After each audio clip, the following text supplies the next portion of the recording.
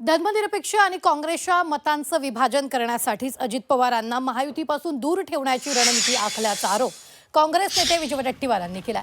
अजित पवारांना एकाच वेळी नायक आणि खलनायक करण्याचं काम सुरू आहे असंही त्यांनी म्हटलंय। मुंबई पुण्यात राष्ट्रवादी महायुतीपासून दूर आहे यावरून वडेट्टीवारांनी हा दावा केला।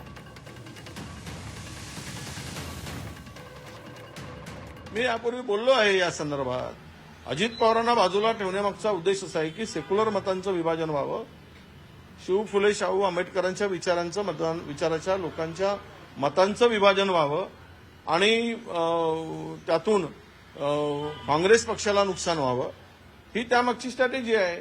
म्हणजे सत्तेमध्ये राहायचं आणि विरोधकांची भूमिका घ्यायची अशी दुहेरी भूमिकेतून उभे करण्याचं काम, म्हणजे नायकही करायचं आणि खलनायकही करायचं।